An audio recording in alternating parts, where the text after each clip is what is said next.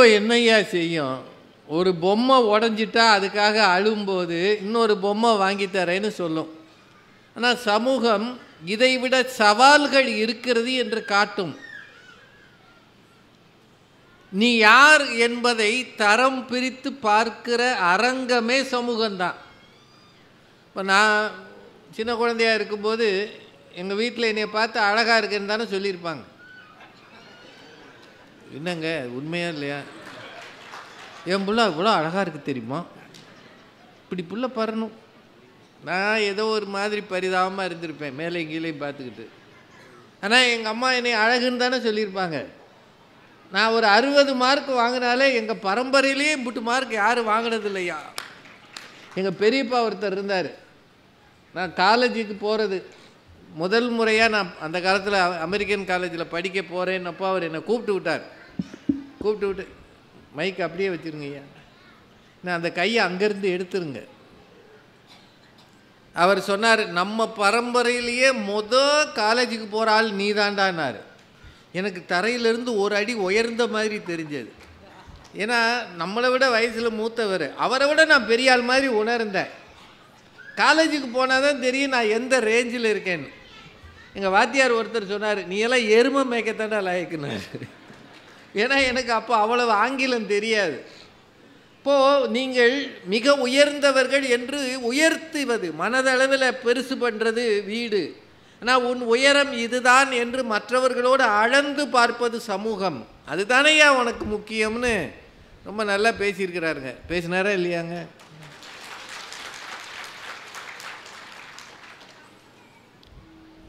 இப்போ 2 ஆண்களும் உருகி பேசுகிறாங்க.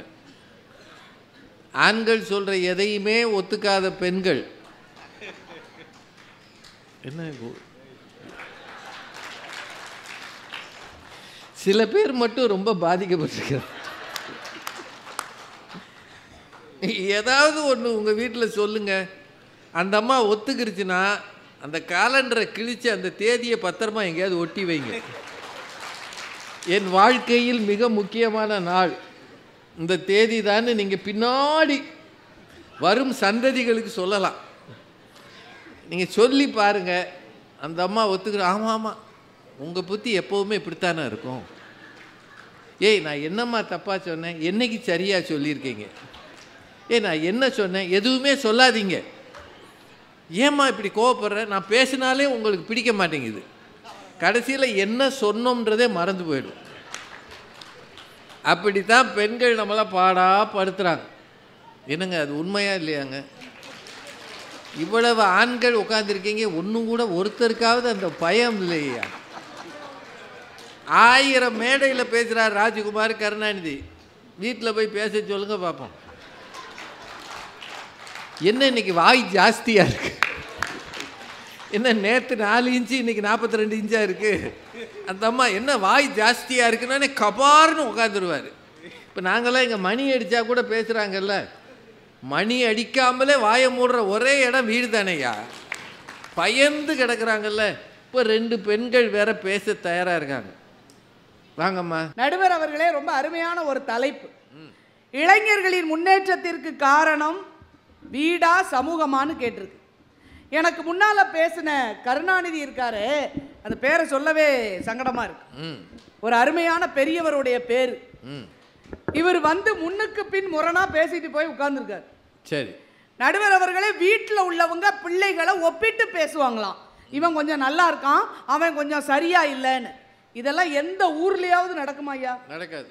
எந்த தாயாவது எந்த தகப்பனாவது தன்னுடைய பிள்ளையின் அழகை ஒப்பிட்டு பார்த்து வருத்தப்பட்டிருக்காங்களா? கிடையவே கிடையாது. காக்கைக்கும் தன் குஞ்சு பொன் குஞ்சு, அப்படித்தான் சொல்லுவாங்க இல்லையா? இப்ப கருணாநிதி வீட்டுல கூட என்ன நடந்திருக்கும் சின்ன பிள்ளையில? அவர் என்ன காக்கைன்றீங்க? இல்ல, அவர் சின்ன பிள்ளையா இருந்திருக்கேன், என்ன நடந்திருக்கும்? சின்ன பிள்ளையா இருக்கும்போது அடி வாங்கியிருப்பாரு. அடி வாங்கியிருப்பாரா? அவரை சொல்லியிருப்பாங்க, அவன் அம்மா, என் புள்ள கட்டையா குட்டையா இருந்தாலும் அந்த அகத்தியர் மாதிரி அறிவாளியா இருப்பாங்க. அப்படித்தான் ஒவ்வொரு தாயும் சொல்லுவா. இல்ல இதுல பாராட்டு இருக்க மாதிரி தெரியல. பாராட்டு தான் நடுவர் அவர்களே. இல்ல இல்ல இல்ல இல்ல, நான் நம்ப மாட்டேன். விழுப்புரம் நம்பாதியாது.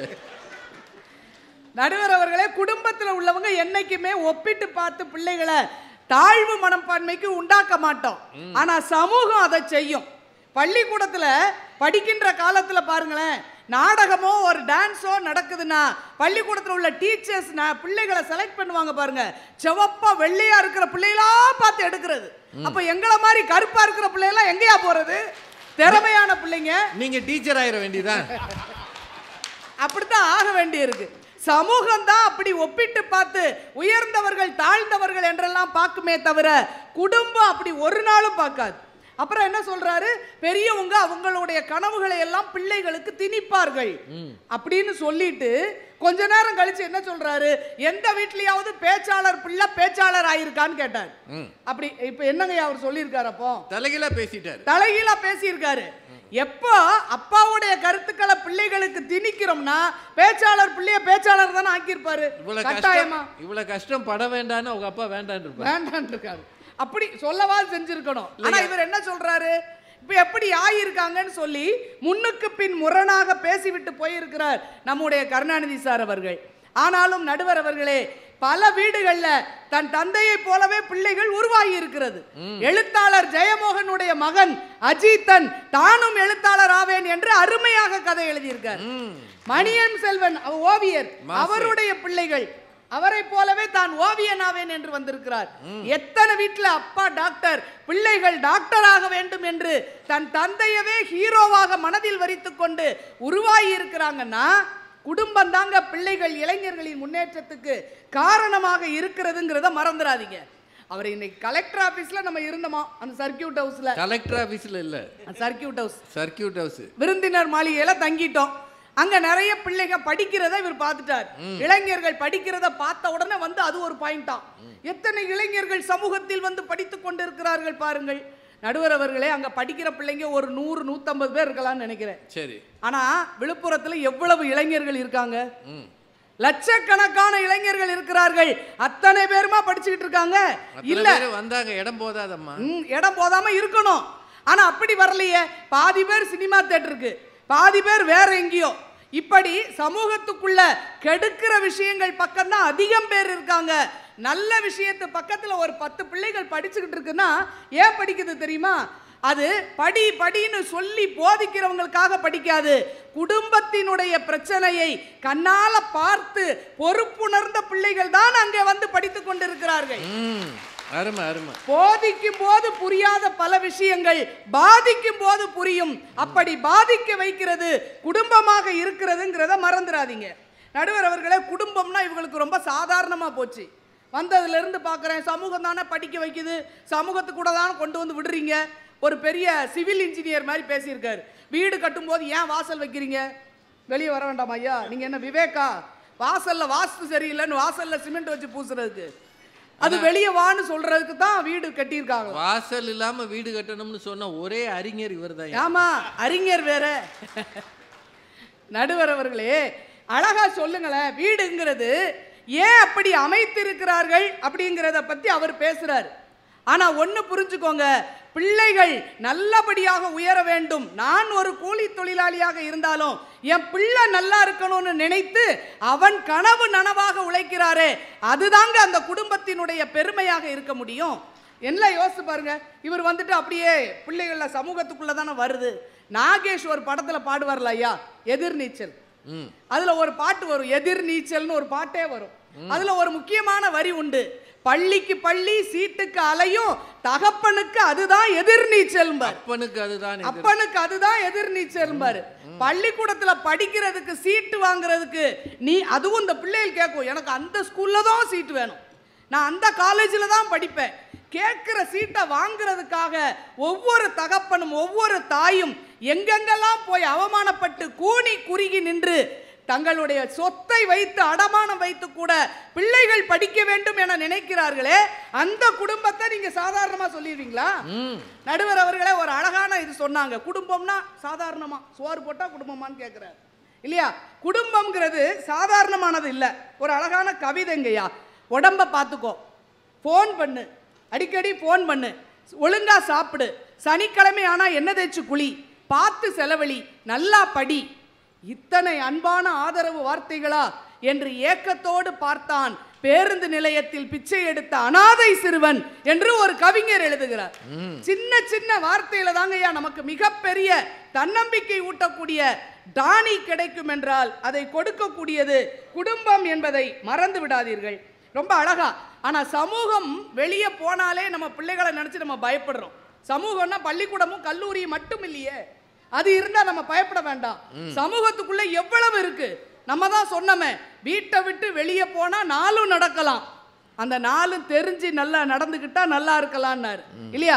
என்னெல்லாம் நடக்குது வெளியே, என்னென்ன விஷயங்கள் கெடுக்குமோ அத்தனையும் முன்னால் அப்படியே கலர்ஃபுல்லா இருந்து வா வான்னு கூப்பிடுது அவனை. அப்ப அவன் நல்லதை நோக்கி போவானா இளைஞன், கெட்டதை நோக்கி போவானான்னு யோசிச்சு பாருங்க. எங்க அப்பார்ட்மெண்ட்ல பக்கத்துல ஒரு வீட்டில் இளைஞன் இருக்கான், கல்லூரியில் படிக்கிற பையன். பொங்கல் அன்னைக்கு வீட்டில் பால் பொங்குது இல்லையா, பால் பொங்கும் போது எல்லாரும் பொங்கலோ பொங்கல்னு கத்தி எல்லாரும் சக்கரை பொங்கல் வைப்போம், அரிசி போட்டு பொங்கல் வைப்போம், அப்படிதானா? இந்த பையன் அவன் அப்பா பயங்கரமாக அடிச்சுக்கிட்டு இருக்காரு அவனை பொங்கல் அன்னைக்கு. நான் நல்ல நாள் அதுமா ஏயா பிள்ளைய போட்டு அடிக்கிறீங்க, வயசுக்கு வந்த பெரிய பையனை போய் அடிக்கிறீங்களே அப்பா சாத்திட்டார் அவனை. ஏயா இப்படி அடிக்கிறீங்கன்னு கேட்குறேன். அப்பா சொல்றாரு, பொங்கல் பொங்கி வரும்போது இந்த பையன் மிக்சரை நொறுக்கி போட்டிருக்கான் ஐயா. அது என்னையா குடும்பம், மிக்சர் பொங்கல். அவனுக்கு எங்க பழகி இருக்கான் பாத்தீங்களா? நொர அடங்கணும்னா மிக்சரை போடணும் அப்படின்னு அவனுக்கு நண்பன் சொல்லி கொடுத்துருக்கான். அதை பார்த்துட்டு வந்து இப்படி ஒரு சூட்சுமா இருக்குன்னு எனக்கு தெரியாம போச்சு. வேற கடையிலேயே இருந்திருக்கான். அப்ப எப்படி ஒரு சமூகம் ஒரு இளைஞனை சீரழித்து கொண்டிருக்கிறதுன்னு கொதிச்சு போய் நாங்க பேசிக்கிட்டு இருக்கோம். சமூகம் தான் காப்பாத்துதுன்னு கவிதைகளா சொல்லிட்டு போயிருக்காரு கருணாநிதி. வந்து சமூகம் நுரையும் கொடுக்குது, மிக்சரும் ரெண்டும் கொடுத்துருச்சு, ரெண்டையும் கொடுக்குது. நடுவர் அவர்களே, இது பிப்ரவரி மாசம். இளைஞர்கள் எதை மறக்கிறானோ இல்லையோ இந்த மாசத்தை மறக்கவே மாட்டாங்க. 14ஆம் தேதி, அதாவது நம்ம காலத்துல நம்ம புரிஞ்சுக்கிட்டது அந்த ஒரு நாள் தான், பிப்ரவரி 14 காதலர் தினம். அவ்வளவுதான் நமக்கு தெரியும். நம்ம காலத்துல அதுவும், எங்க காலத்துல அது கூட தெரியாது. நம்ம காலம்னா அவங்க ஏன் வயசு ஆயிடும் இல்ல, அப்ப கொஞ்ச காலத்துக்கு பிறகுதான் அந்த ஒரு தேதி கூட தெரிஞ்சுது இல்லையா? ஆனா இப்ப இந்த மாசம் முழுசும் கொண்டாடுறாங்க ஐயா அந்த காதலர் தினத்தை. அதுக்கு என்னென்ன பேர்லாம் வச்சிருக்கான் பாருங்களேன். சாக்லேட் டே ஒரு நாள், டெடி டே, டெடி பியர் வாங்கி கொடுக்கறது, chocolate day, teddy day, rose day, propose day, hug day, kiss day, breakup day. அது அடுத்த நாளே, அது 15ஆம் தேதி. இப்படி கொண்டாடி அவனுக்கு உண்மையா ஃப்ரைடேயா சாட்டர்டேயான்னு கூட தெரிய மாட்டேங்குது. இத்தனை விதமா அதை பிரித்து வைத்து கொண்டாடிக்கிட்டு இருக்கோன்னு கொண்டாடுறானே. இந்த சமூகத்துல எப்படி இளைஞர்கள் முன்னேற முடியும் அப்படிங்கிறத நாங்க கேட்கிறோம். நடுவர் அவர்களே, குடும்பம்ங்கிறது உடலை மட்டும் வளர்க்கவில்லை, நம் உணர்வையும் சேர்த்து வளர்க்கக்கூடிய இடம் குடும்பமாக இருக்கிறதுங்கிறத மறந்துடாதீங்க. மாவீரர் சாம்ராட் சிவாஜியை பத்தி பேசும்போது வரலாற்றில் சொல்லுவாங்க, அவருடைய ஆட்சி காலத்துல ஒரு நாட்டை ஜெயிச்சுட்டு வந்துட்டார், ஒரு அரசனை ஜெயிச்சுட்டு வந்துட்டாரு. உடனே தோல்வி அடைந்த நாட்டில் இருக்கின்ற பொருட்களை அள்ளிட்டு வருவாங்க இல்லையா, அப்படி கொண்டு வந்த போது ஒரு தளபதி வந்து சிவாஜி கிட்ட பேசினார். மாவீரர் மன்னர் அவர்களே, மாமன்னர் அவர்களே, உங்களுக்கு ஒரு அருமையான பரிசை நாங்கள் எடுத்து வந்திருக்கிறோம்னார். அப்படியா, என்ன பரிசு கொண்டு வந்திருக்கீங்கன்னு சிவாஜி ஆர்வமா கேட்டார். உடனே ஒரு பல்லக்கை திறந்து விட்டார்கள். உள்ள ஒரு அழகான பொண்ணு உள்ள இருக்கு. எதிரி நாட்டில இருந்து தூக்கிட்டு வந்திருக்காங்க, ஜெயிச்ச நாட்டில இருந்து. அதை பார்த்துட்டு சிவாஜி கொஞ்ச நேரம் அப்படி நின்னாராம். நின்று விட்டு சொன்னார், என் தாய் இப்படி ஒரு அழகாக இருந்திருந்தால் நானும் பேரழகனாக பிறந்திருப்பேன் அல்லவா என்று சொன்னாராம். அப்போ அடுத்தவரின் வீட்டு பிள்ளைகளை தாயாக மதிக்க வேண்டும் என்ற உணர்வை பால் ஊட்டும் போதே சிறந்த பண்பாட்டு உணர்வையும் ஜிஜிபாய் ஊட்டியதால் தான் மாவீரன் சிவாஜி அப்படிப்பட்ட உயர்ந்த மனிதராக வாழ்ந்திருக்கிறார் என்பதை மறந்துவிடக்கூடாது. நடுவர் அவர்களே, நாங்க கல்லூரி பேராசிரியர்கள், நாங்க பார்க்கிற சில வருத்தங்கள் நிறைய இருக்கு. மாணவர்கள் மத்தியில சமூகத்துக்குள்ள எவ்வளவு கஷ்டம் இருக்குங்கிறீங்க. இவங்களை வெளியே விடவும் முடியாது, விடாம வீட்டுக்குள்ளேயும் வைக்க முடியாது என்று தவிக்கின்ற நிலை இருக்கிறது. அவங்களுக்கு பழகுற நண்பர்கள் வட்டத்துல நல்ல விஷயங்கள் வருதோ இல்லையோ, கெட்ட விஷயங்கள் பக்கத்து பெட்டி கடையில கூட கிடைக்கக்கூடாத போதை வஸ்துகள் எல்லாம் கிடைக்கக்கூடிய ஒரு சூழல் இருக்கிறது. அப்படிப்பட்ட சூழல்ல எப்படி சமூகம் எங்களை உயர்த்துகிறது என்று நாங்கள் சொல்ல முடியும் என்பதை நாங்கள் கேட்கிறோம். நடுவர் அவர்களே, நம்ம காலத்துல, நாங்க படிக்கிற காலத்துல எல்லாம் ஆசிரியர்கள் கிட்ட குரு பக்தி இருந்தது. வீட்டிலேயே நம்ம சொல்லுவோம், ஆசிரியர்கிட்ட வணங்கி நல்லபடியா. ஆசிரியர்கிட்டயா மாணவர்கிட்டயா? ஆசிரியர்களுக்கு மேல குரு பக்தியோட இருந்தாங்க ஒரு காலத்துல. ஆனா இப்ப எந்த மாணவனுக்கும் இல்ல. ஆசிரியர்னா இல்லவே இல்லை சுத்தமா. ஏன் தெரியுமா? சமூகத்துல வர்ற திரைப்படங்கள் எல்லாம் கல்லூரி பேராசிரியர்கள்னா காமெடியன் அப்படின்னே காட்டிட்டாங்க. அதனுடைய முடிவு என்னன்னா, ஆசிரியர்களை பார்த்தாலே இவன் நக்கல் அடிக்கிறான். ஒரு பேப்பர்ல பரீட்சை எழுதி முடிச்சு கையில கொடுத்துட்டு போறான். ஏன்பா இப்படி ஒரு பேப்பர்ல எழுதியிருக்க அப்படின்னு கேட்டா, உங்க படத்து வசனத்தை சொல்றான் நடுவர் அவர்களே. சிங்கிளா தான், சிங்கிள் தாள்ல தான் எழுதும் அப்படின்ட்டு போறான் அவன். அடுத்த வரியை நான் சொல்ல வேண்டாம். இல்லம்மா, நீங்க சொல்லவே கூடாது. அப்படி நடுவர் அவர்களே, குடும்பம் என்பது பிள்ளைகளுக்கு தாயும் தந்தையும் இருந்து பிள்ளைகளின் கனவையே தன் கனவாக கொண்டு தியாகம் செய்யக்கூடியவர்கள் குடும்பத்தில் உள்ளவர்கள். விட்டு கொடுத்து வளர்ப்பது குடும்பம், போட்டு கொடுத்து கெடுப்பது சமூகம். வீட்டில் அப்பாங்கிறவர் முள் என்று தான் நம்ம நினைப்போம். ஏன்னா சரியா பேச மாட்டார்ல, ரஃபா இருப்பார் சில வீடுகளில். தந்தையை முள் என்று தான் எல்லோரும் நினைப்பார்கள். ஆனால் அவர் நமக்காக ஓடும் கடிகார முள் என்பதை பிள்ளைகள் உணர்ந்து கொள்ள வேண்டும். தந்தை பல பேருக்கும் புரியாத மரபு கவிதை என்று தான் நினைத்து கொண்டிருக்கிறோம். ஆனால் அவர் என்றைக்கும் மனதில் இனிக்கும் ரசனைக்குரிய கவிதையாகவே இருப்பார். குடும்பத்தில் பிள்ளைகளின் இளைஞர்களின் உயர்வுக்கு பெரிதும் துணையாக இருப்பது சமூகத்தை விட குடும்பமே என்று சொல்லி வாய்ப்புக்கு நன்றி பாராட்டி விடைபெறுகிறேன். நன்றி, வணக்கம். பேராசிரியர் முனைவர் ரேவதி அவர்கள் ரொம்ப உண்மைகளை சொல்லியிருக்கிறாங்க. ஏன்னா அவங்க கண்ணெதிர பார்க்குறாங்க. February 1 தொடங்கிட்டாங்க. செப்டம்பர் 5 ஆசிரியர் தினம் வருதுல்ல, எவனாவது என்னைக்காவது ஒரு பூ கொண்டு கொடுத்துருக்கானா? ஒரு சாக்லேட்டு, ஒரு பழைய பிஸ்கட்டு, ஒரு பேனா இப்போ யாரும் மதிக்கிறதில்ல, எழுதுறதில்ல, எல்லாம் கம்ப்யூட்டரை வச்சுட்டாங்க. ஏதோ ஒன்று, ஐயா டீச்சர் மிஸ், இந்த நாளில் உங்களை நான் சேவிச்சுக்கிறேன், என்னை ஆசீர்வாதம் பண்ணுங்க. சில பேருக்கு சொல்கிறாங்க, காலேஜ் வாத்தியார்கிட்ட வந்து, சார் இன்னைக்கு என்னமோ டீச்சர்ஸ் டேயாமே, மத்தியானம் பிரியாணி வாங்கி கொடுங்கன்றான். இவனுக்கு 40 பேருக்கு வாத்தியார் பிரியாணி வாங்கி கொடுக்குமா? அவர் டே என்னடா சொல்கிறீங்க? ஆமாம் சார், கல்யாண நாள்னா கொண்டாடுறீங்கள, பிறந்த நாள் கொண்டாடுறீங்கள, அது மாதிரி இதுக்கு கொண்டாடுங்க. நாங்கள்லாம் படிக்கிறதுனால தான் சார் நீங்கள் டீச்சராக இருக்கீங்கன்றான். நாங்கள் மட்டும் வரலைன்னா உங்களுக்கு சம்பளமே போச்சு, நன்றியோடு இருங்கன்றான். ஆனால் February மாதம் விதவிதமாக அன்னைக்கு என்னென்ன கனவு கற்பனைகள் இருக்கான்னு தெரியுமா? சில பேர் 3-4 பேருக்கு வாங்கிடுறான். ஒரு கிஃப்ட் கிடையாது, 3-4 கிஃப்ட். அங்கே கொடுக்கறது இங்கே தெரியாது, இங்கே கொடுக்கறது அங்கே தெரியாது. சமூகம் எல்லாத்தையும் அங்கீகரிக்குது.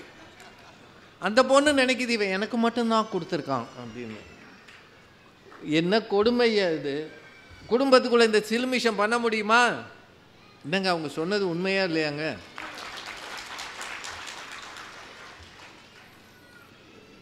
ரேவதி ரொம்ப நல்லா பேசியிருக்கிறாங்க. 3 பேர் பேசிட்டாங்க. உண்மையிலேயே இந்த தலைப்பெல்லாம் ரொம்ப ஜோக் அடிக்கிற தலைப்பு கிடையாது. ஏன்னா இளைஞர்களை பற்றி பேசுகிறோம். இருக்கிறதுலாம் 40-50 ஆவரேஜ் ஏஜ். 35-40-50 தான் இருக்குது. இளைஞர்கள் எவனும் வரமாட்டான். எங்களை பற்றி இவங்கெல்லாம் பேசுகிறாங்க. என்ன தெரியும்னு பேசுகிறாங்க. இதுக்கு இவ்வளோ பெரிய கூட்டம், waste of time. What you think about as?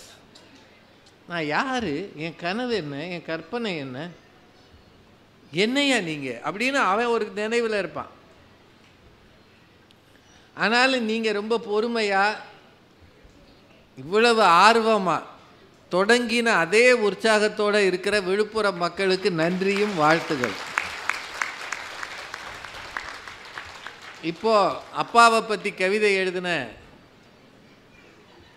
நம்முடைய கவிதா அவர்கள், பேரே கவிதா ஜவஹர், அப்புறம் கவிதை வேற எழுதியிருக்கிறாங்க. வாங்கம்மா.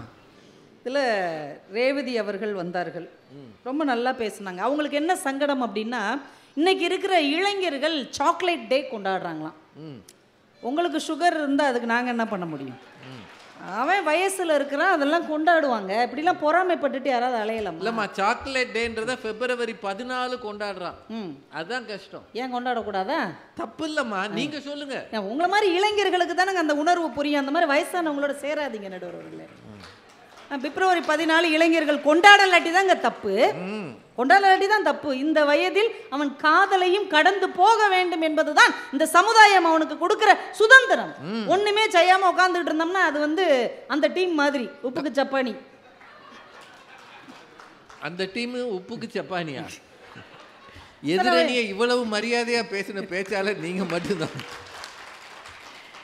ஐயா, அவன் அப்படியே ஒரு கவிதை எழுதுவான், அதற்காக 4 புஸ்தகம் வாங்குவான், அதில் ஒரு மயில் இறகு வைப்பான். நாளைக்கு இவன் ஒரு கவிஞர் வைரமுத்து மாதிரி, பழனி பாரதி மாதிரி, கவிஞர் மனுஷி மாதிரி, தாமரை மாதிரி, இசை மாதிரி ஒரு கவிஞர்களாக வருவாங்க. மனுஷிய புத்திரன் ஒரு கவிதை புக் எழுதியிருக்கிறாருங்கய்யா, இப்படி வித்து தீர்ந்துக்கிட்டே இருக்குது. இந்த புக்குக்கு பேர் என்ன தெரியுமா? உன்னை யாரும் அணைத்து கொள்ளவில்லையா? அப்புறம் என்னம்மா வாங்கத்தானே செய்வாங்க. மிஸ் யூன்னு ஒரு புக்கு 3500 ரூபாயா, 50 பேர் வாங்கி இருக்கிறாங்க. அப்ப இப்படி ஒரு கவிஞர்கள் உருவாக வேண்டும் என்றால் நீங்க ஒரு கவிதை புத்தகம் போட்டீங்க. நான் போடுறது ஏதோ பாவப்பட்ட புஸ்தகம்யா, அந்த நீயே முளைப்பாய் அப்படின்னு.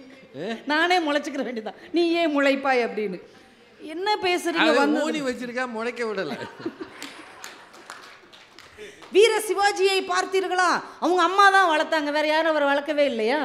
வீர சிவாஜி தான் ஒரு மிகப்பெரிய வீரன் அப்படிங்கிறதுல அவருக்கு கொஞ்சம் ஆணவம் வந்து விட்டது. அவருடைய குரு சமர்த்த ராமதாஸ்கிட்ட சொல்றாரு, எல்லாருக்கும் நான் சாப்பாடு கொடுத்துட்டேன், படை வீரர்களுக்கெல்லாம் உணவு கொடுத்துட்டேன், என் மக்களுக்கெல்லாம் பசியார வைத்து விட்டேன். சிரிச்சுக்கிட்டே, அப்படியா, இந்த கல்லை எடு அப்படின்னாரு. அந்த கல் அப்படி உடைச்சு பார்த்தா உள்ள ஒரு தேரை வெளியே வந்தது. அந்த குரு சொன்னார், கல்லுக்கு உள்ளே இருக்கிற தேரைக்கும் நீதான் உணவு கொடுத்தாயா அப்படின்னு. அந்த நிமிடத்திலிருந்து வீர சிவாஜி தன்னுடைய ஆணவத்தை அடக்கிவிட்டு இன்னும் பணிவோடு இருந்தார் என்று அவர் வரலாறு சொல்லுகிறது. என்றால் வீடு செல்லம் கொடுக்கும் இந்த சமூகம்தான் ஆணவம் இல்லாமல் வாழ்வதற்கு கற்றுக் கொடுக்கும் என்பதை மறந்து விடாதீர்கள். இதுல நாங்க முன்னுக்கு பின் முரணா பேசுறோம் மயங்கானியில. இந்த அம்மா ரொம்ப கரெக்டா பேசியிருக்கிறாங்க. வந்த உடனே என்ன சொன்னாங்க தெரியுமா? புத்தகம் ஒரு குழந்தை போல, அதை தூக்கி கொஞ்சுங்கள், கையில் வைத்துக் கொள்ளுங்கள், தொட்டிலில் போட்டு ஆட்டுங்கள் அப்படின்னு சொன்னார். அவ்வப்போது அமுல் கொடுங்கள், அப்போது ஃபேரக்ஸ் கொடுங்கள் அப்படின்னு அப்படிலாம் சொன்னாங்கல்ல. இந்த புஸ்தகத்தை யார் எழுதி தருவா? அவங்க அம்மா அவங்க அப்பாவும் எழுதி தருவாங்க. அவங்க வீட்டு கணக்கு வேணால் எழுதுவாங்க. அரிசி 5 கிலோ, பருப்பு 1/2 கிலோ, இது வேணா அம்மா எழுதுவாங்க. ஆனால் புத்தகத்தை இந்த சமூகத்தில் இருக்கிற ஒரு படைப்பாளி தான் தர முடியும் என்பதை நீங்க புரிஞ்சுக்கோங்க. முதல்ல அப்படி சொல்லுவாங்களாம், அப்புறம் இப்படி சொல்லுவாங்களாம். இவங்க முன்னுக்கு பின் முரணா பேசிட்டு எங்களை குறை சொல்லுவாங்களாம். என்னங்க அநியாயமா இருக்குது. அப்புறம் அவங்க படிக்கும் போது நடந்த ஒரு சம்பவம் சொன்னாங்க பார்த்தீங்களா? டான்ஸுக்கும் நாடகத்துக்கு சவுப்பாக இருக்க பிள்ளைங்களை தேர்ந்தெடுத்திருக்காங்க அந்த ஆசிரியர். அவங்கள சேர்த்துக்கலையா? ஆனால் அவங்கள எதுக்கு தேர்ந்தெடுத்தாங்க தெரியுமா? இந்த பிள்ளை கருப்பாக இருந்தாலும் கத்தி கத்தி பேசுது அப்படின்னு பேச்சு போட்டிக்கு தேர்ந்தெடுத்திருக்கிறாங்க. அந்த ஆசிரியை தேர்ந்தெடுத்ததுனால்தான் இன்னைக்கு இவங்க இவ்வளவு பெரிய பேச்சாளர் இருக்காங்க. தூத்துக்குடியில் ஒரு கல்லூரியில் பேச்சு போட்டிக்கு தேர்ந்தெடுத்தாங்கன்னு சொல்றது சரி. கருப்பா இருந்தாலும் உங்களை யார் சொல்ல சொன்னாங்க? அவங்க தான் சொன்னாங்கயா, நான் கருப்பா இருக்கேன் அதனால என்னை டான்ஸுக்கு தேர்ந்தெடுத்தேன். இப்படி எல்லாம் நேரடியா இல்லை, அவங்க சொன்னதை நான் சொல்லி காட்டுறேன், அவ்வளவுதான். நானா சொல்லலை, எனக்கு என்ன தெரியும்? அவங்க அந்த வயசில் கருப்பாக இருந்தாங்களான்னு எனக்கு எப்படிங்க தெரியும்? அவங்களே தன் விளக்க குறிப்பு மாதிரி சொல்லிட்டு போனாங்க நடுவர் அவர்களே, நான் சொல்லலை. பேசுங்க பேசுங்க, கொடுமையா இருக்கு ஐயா. ஐயா கொஞ்சம் அமைதியா இருங்க ஐயா, நாங்க 4 பேர் பேசிக்கிறோம் ஐயா, தயவு செய்து ஐயா. சமூகம் எவ்வளவு பிரச்சனையை உண்டாக்குது. இன்னைக்கு ஐயா நடந்த சம்பவம் ஒன்று நான் சொல்றேன். இவங்கள மாதிரி கற்பனையெல்லாம் நான் பேச விரும்பல. நீங்க பூரா சத்தியம் தானே பேசுறீங்க. இன்னைக்கு அறையில் நாங்கள் 2 பேரும் இருந்தோமா, அப்போ ஒரு சம்பவத்தை சொன்னாங்க, 2 நாளைக்குள்ள நடந்த சம்பவம். ஒரு சமூக நல அமைப்பு என்ன பண்ணியிருக்குது, ரொம்ப கஷ்டப்படுற ஏழையாக இருக்கிற மாணவர்கள் 1-2 பேரை சொல்லுங்கள், நாங்கள் ஃபீஸ் கட்டுறோன்னு இந்த மேடத்திட்ட சொல்லியிருக்காங்க.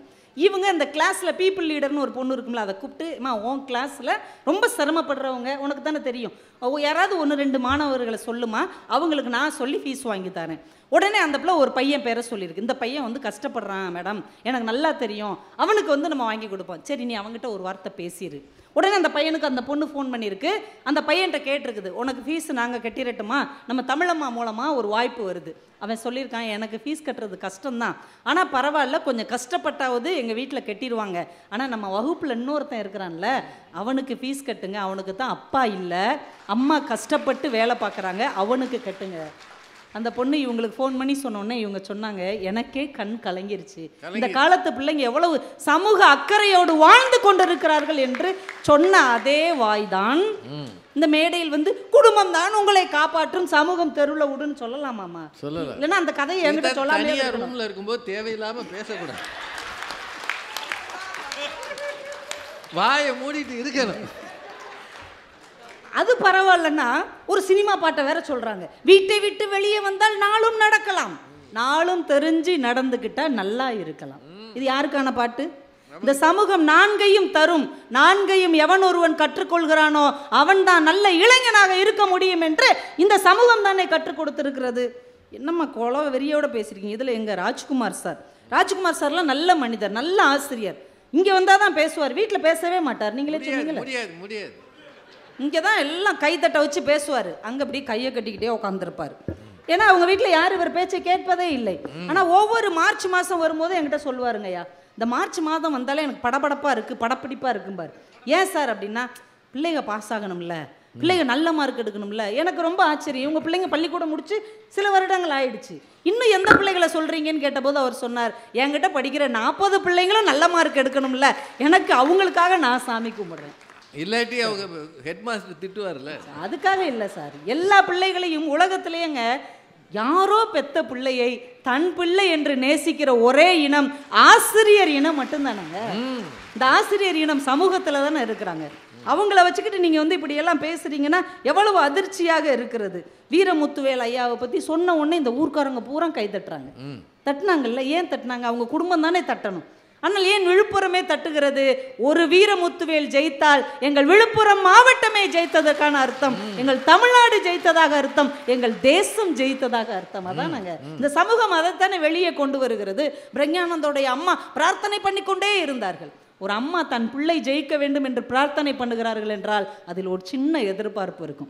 என் பையன் நல்லா வந்துட்டோம்னா என் குடும்பம் நல்லா இருக்கும், சுயநலம், எனக்கு ஒரு வீடு கட்டி கொடுப்பான், ஒரு கார் வாங்கி கொடுப்பான், நாம நல்லா இருக்கலாம். ஆனால் அதே நேரம் இந்திய தேசமே அந்த பையனுக்காக பிரார்த்தனை செய்தது, இவன் மூலமாக எங்கள் தேசம் ஒரு படி உயர வேண்டும் இந்த விளையாட்டில்னு நாங்கள்லாம் பிரார்த்தனை பண்ணமே. அதுக்கு என்ன காரணம்? அவன் நமக்கு வந்து வாங்கி ஏதாவது சம்பளம் தர போறான்னா அந்த கோப்பையை நம்ம கண்ணில் அந்த பிள்ளை வந்து காட்ட போகுதா? இல்லை, கேட்க மாட்டோம் யார். ஏதோ எங்க நாட்டில் எந்த பிள்ளை ஜெயித்தாலும் அது எங்களுடைய பிள்ளை என்று நினைக்கிற எண்ணம் இந்த சமுதாயத்தின் குணம் என்பதை தயவு செய்து நீங்கள் புரிந்து கொள்ள வேண்டும். நூலகம்லாம் வீட்டில் இருக்குதாங்க. இந்த புத்தக கண்காட்சியிலேயே 1-2 புத்தகம் அம்மா அப்பா வாங்கி தருவாங்க. ஆனால் அதை சின்ன நூலகம் தான் நீங்கள் வைக்க முடியும். எல்லா புத்தகங்களும் கிடைக்கிற இடம் இந்த சமூகம் தானே. அம்பேத்கர் என்கின்ற ஒரு மாபெரும் சட்ட மேதை இந்த மண்ணில் வளர்ந்தார் என்றால் அதற்கு அடிப்படை வேர் நூலகமாகத்தானே இருந்தது. அது எந்த வீட்டில் இருக்குது? நூலகத்துக்குன்னு ஒரு அறை எங்கேயாவது இருக்கா? பூஜைக்கு அறை இருக்குது, சமையலுக்கு அறை இருக்குது, வரவேற்பறை இருக்கிறது, படிப்பதற்கென்று பிள்ளைகளின் புத்தக வாசிப்பை ஊக்குவிப்பதற்கென்று எந்த வீட்டிலேயாவது அறை இல்லை. ஆனால் இந்த சமூகம் தான் நம் வீட்டு பிள்ளைகளுக்காக நூலகத்தை வடிவமைத்து கொடுத்திருக்கிறது என்பதை மறந்து விடாதீர்கள். அந்த பொண்ணு நந்தினியை பற்றி மாற்றி மாற்றி பேசுகிறாங்க. ராஜ்குமார் சார் ஊன்னு பயங்கரமாக கவிதையெல்லாம் சொன்னார். அந்த பிள்ளை 600க்கு 600 எடுத்துச்சுல்ல. அதுக்கப்புறம் என்ன நடந்ததுன்னு உங்களுக்கு தெரியுமா? தெரியாது. பரீட்சையில் அடுத்த கட்டம் இருக்கு இல்லையா, கல்லூரி படிப்பு. பிஎஸ்ஜி கல்லூரி கோயம்புத்தூரில், அது மிகப்பெரிய கல்லூரி. அங்கே அந்த பொண்ணு படிக்கிறதுக்கு சேர்ந்துருக்குது. பிகாம் ப்ரொஃபஷனல் அக்கௌண்டிங் சேர்ந்துருக்குது. பிஎஸ்ஜி காலேஜ் கோயம்புத்தூர்னா அது எவ்வளவு செலவாகும், ஹாஸ்டல் ஃபீஸ் எவ்வளவாகும், அவங்க அப்பா கூலி தொழிலாளின்னு அவர் தான் சொன்னார். இப்போ அந்த பிள்ளை அங்கே போய் எப்படி சேர்ந்துச்சு? அந்த கல்லூரி தானாகவே முன்வந்து ஒரு ஏழை குடும்பத்தில் ஒரு பெண் இவ்வளவு பெரிய சாதனையை செய்திருக்கிறாள், இனிமே அவங்க கஷ்டப்படக்கூடாதுன்னு அவ ஃபீஸ்லேருந்து, ஹாஸ்டல் ஃபீஸ்லேருந்து எல்லா செலவையும் அந்த கல்லூரி. ஸ்டேட் ஃபர்ஸ்ட் வாங்கினா கவர்மெண்ட்டே பணம் கொடுக்குமா? கொடுக்குறாங்கல்ல.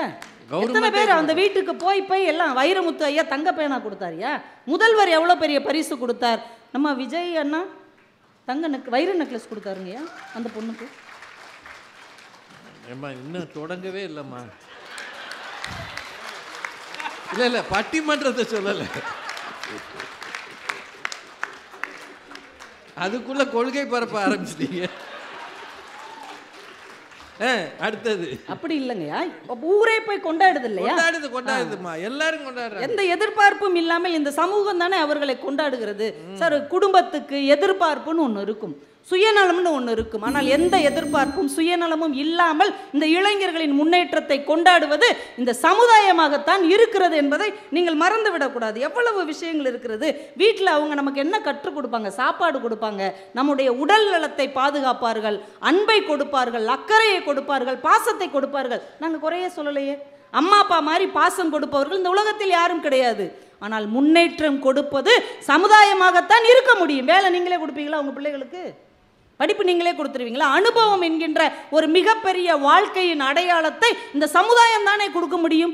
யோசிச்சு பாருங்க, இந்த நாட்டில் நடக்கிற ஒவ்வொரு விஷயமும் நமக்குள்ளே ஒரு மலர்ச்சியை ஏற்படுத்துகிறது இல்லையா? ஒரு கவிதைங்க, அமுத பாரதின்னு ஒருத்தர் ஹைக்கு ரொம்ப நல்லா எழுதுவார். அவர் புத்தகம் இருந்து அவங்க பிள்ளைங்களுக்கு வாங்கி கொடுங்க. 3 வரியில் எழுதுறார். இந்த கவிதையை படித்த எந்த ஒரு இளைஞனின் மனசுக்குள்ளேயும் ஒரு சின்ன மலர்ச்சி ஏற்படத்தான் செய்யும். என்ன கவிதை தெரியுமா? சின்ன கவிதை. கவனியுங்கள், நத்தை கூட சுவடு பதிக்கிறது. வாழ்க்கையில் ரொம்ப ஸ்லோவாக இருக்கிறோம், என்னடா இப்படி வாழ்க்கை போயிடுச்சேன்னு நொந்து போய் இருக்கிற நேரத்தில் கூட அந்த கவிதை சொல்லும், நத்தை தானேன்னு அலட்சியமாக நினைக்காதீங்க, அது மெதுவாக நடந்தால் கூட தன் சுவடை பதித்து விட்டுத்தான் செல்கிறது. நாமளும் ஒரு சுவடை இந்த மண்ணில் பதிக்க வேண்டும் என்கின்ற எழுச்சி அது தருகிறது இல்லையா? வண்ணதாசன் ஒரு கவிதை எழுதினாருங்க. எல்லாரும் இந்த வருஷம் 1ஆம் தேதி ஸ்டேட்டஸில் வச்சுருந்தாங்க.